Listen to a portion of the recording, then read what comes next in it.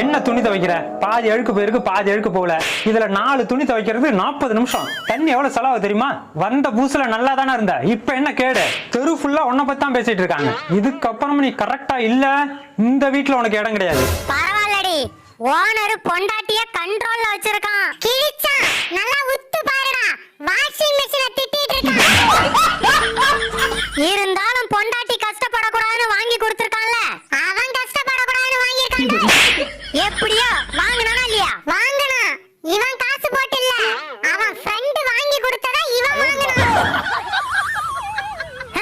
இந்த சப்பி போட்ட ஐஸ் குச்சிக்கா சப்போர்ட் பண்ண.